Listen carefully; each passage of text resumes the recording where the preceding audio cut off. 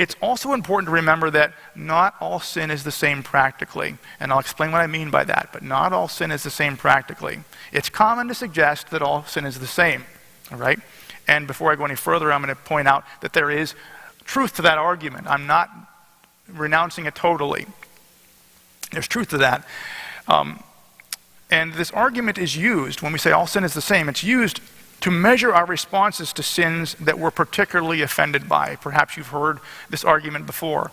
For example, the sin of gluttony and the sin of adultery are both sin. They're both equally sin. If they're both equally sin, then why do we tend to respond to the sin of adultery more harshly than we respond to the sin of gluttony? And so when we talk about all sin being equal, we bring out that inconsistency in our behavior that's there sometimes. And it's important to realize. And I sympathize with the argument, and I appreciate what's trying to be addressed there, and we need to keep our minds on that. In a general sense, all sin does equally separate us from God. But in the practical sense of our responses to sin in this world, some sin is different than others. And so what I mean there is, again, sin in general separates us from God, but in the practical sense of how we respond to it. And that's the question that we're trying to ask here. How do we respond? Some sin is different than others, and we need to understand that about it to be able to gauge our response and what we should be doing here. Yes, all of the disciples failed Jesus on the night that he was betrayed, but there was a difference between the sin of Judas Iscariot and the sin of the other 11 disciples. There was a difference between the sin of Judas Iscariot and the sin of the other 11 disciples. This is why Judas's failure resulted in a much different outcome than that of the other 11. Does that make sense?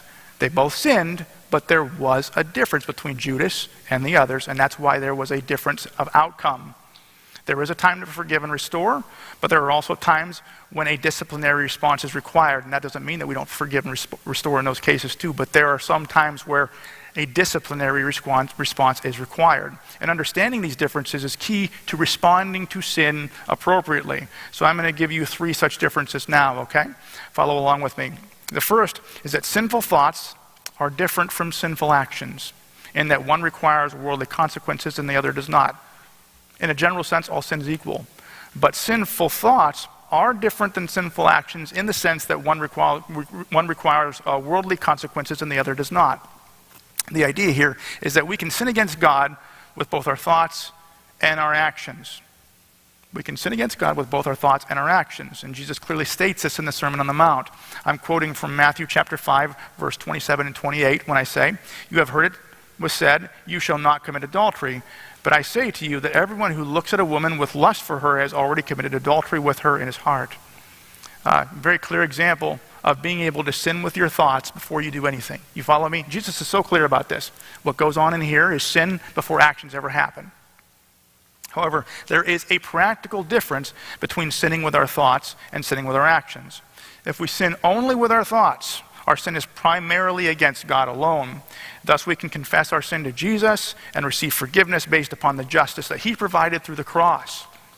But if we carry those sinful thoughts through to sinful actions, if we not only desire something someone else has in our hearts, for example, but we also act upon that desire and steal it and take it, we sin both against God and against our fellow man. Do you see the difference?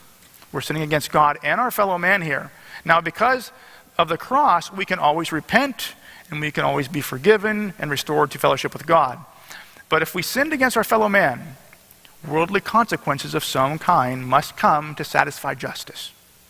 That will be necessary. Restitution for our crime in this world must still be made, and it would be unjust to bypass this. So does that make sense there? Do you follow me with that?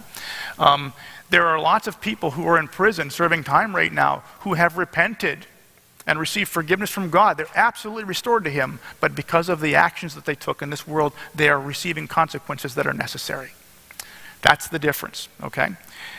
So it's definitely healthy to desire mercy when confronted with the sin of others, but if they've sinned against their fellow man, they have to pay the price. And our response must be considering that. We must be open to that, be aware of that at least. And Ravi, for example, not only lusted after women with his thoughts, but he also acted upon that lust by preying upon women against their will. And of course, he can be forgiven through the cross of Christ. Everybody can, and I hope that he has. But the response of this world is more complicated than that, because worldly justice also needs to be satisfied. And to do less would to be a sin against his victims. And that's why we have to keep that in mind as we're considering how to respond to sin. Secondly, a sinful slip is different than a hidden sinful lifestyle. A sinful slip is different than a hidden sinful lifestyle. One is human weakness, while the other is full-out duplicity. One is human weakness, the other is full-out duplicity. The idea here is that people sin with their thoughts daily. And sometimes we slip up and act on those things as well, which brings more problems to the whole. It compounds the issue.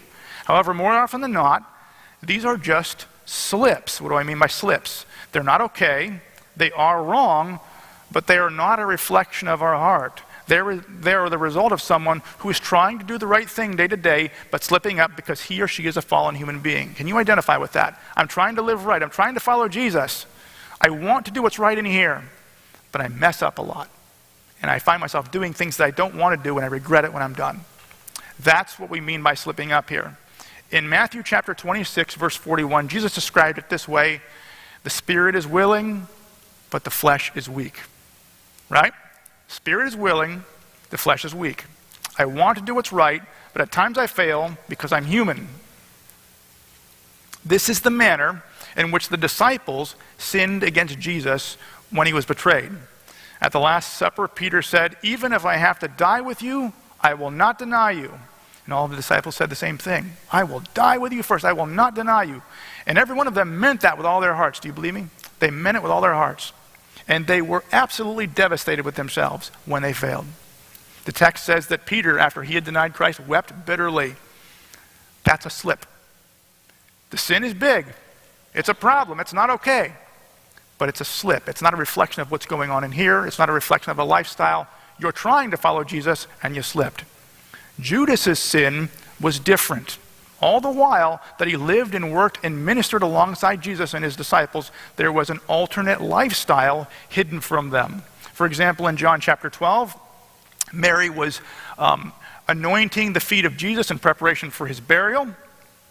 And she was using costly perfume. And Judas said in response to that, I'm quoting from John chapter 12, verses 5 through 6, "Why was this perfume not sold for 300 denarii and the proceeds given to the poor people?" Now he said this not because he cared about the poor, but because he was a thief and he kept the money box and he used to steal from what was put therein. So here we see that Judas was the treasurer. Again, we talked about that before. He kept the books for the crew, and in that capacity, he distributed money to the poor, probably was responsible for raising money for the poor. But he wasn't doing these things because he really cared all that much about the poor. John says that very clearly in the text. He wasn't really doing it because he was all that moved by the poor, really cared that much about it. He did it because of the position it put him in. It was all part of his ability to be able to steal money for himself. He had this ministry. Yeah, a part of it was giving money to the poor, but it also put him in a position where he had the money box and he could pilfer from what was going on inside of it. Judas was with Jesus and his disciples, but he wasn't really there to serve God's kingdom. He used his position among them to serve himself. And in the process, he hid a sinful lifestyle that was going on the whole time behind the scenes. Do you see the difference? That's not a slip. It's a different thing entirely. It's a very different situation. It's a whole lifestyle that's being suppressed and hidden under the scenes. And again, the recent report that we heard about Ravi more resembles this. He was active and prominent in the church, and he was using his position, though, to facilitate his carnal desires. That's why it's different, and we have to keep those things in mind as we respond. He used his fame to gain trust, but then he used the ministry funds also to buy favors for women he was seducing, and there was just a whole alternate lifestyle going on behind the scenes that's only coming out now. This is a different type of sin, and it calls for a different type of response. This is why things ended differently for Judas than for others. And so just keep that in mind. Lastly, the sin of professed believers is different than the sin of the lost world, in that one affects the witness of the church and the other does not. Okay? The idea here is that when we name the name of Christ and when we preach righteousness, our credibility with the world depends upon us living consistently with what we preach. And thus, when those out there representing Christ sin, Even if it's a slip, we have a responsibility to respond for the sake of Christ's name. And again, we're not looking to be harsh or unfair or anything like that, but there needs to be response because Christ's name is on the line as well. When our leaders fail and we don't deal with it, when our leaders sin against their fellow man and we don't respond, what do we communicate to the lost world? We look like hypocrites to them. We're not taken seriously, and we bring shame to the name of Christ. And this is why Paul said to the Corinthian church in response to sin in their midst, I'm quoting to you from 1 Corinthians 5, 1 through 2. 1 Corinthians 5.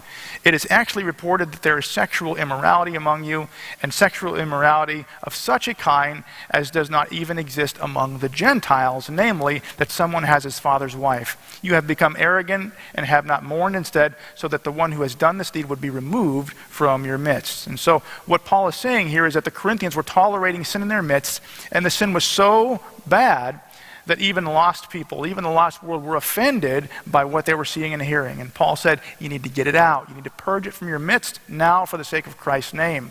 The witness of Christ is being affected by the presence of this problem. And again, this is the situation we're seeing with the report I just gave you about Ravi. The sin was very notorious, and even the world is offended by it right now for good reason. And that's why there needs to be a consistent response for the sake of Christ's name. And so already, RZIM, Ravi Zacharias International Ministries, has already renounced him. They've already pulled away from him, even though they still bear his name. The CMA has posthumously revoked his ordination, and book distributors are no longer printing his books. And the question is that an overreaction? Is it lacking grace? Should we just leave this alone? No, I think it's absolutely correct. We need to be doing that. Judas's ministry, he had a ministry the whole time he was with the disciples, but at the end, it was delegitimized.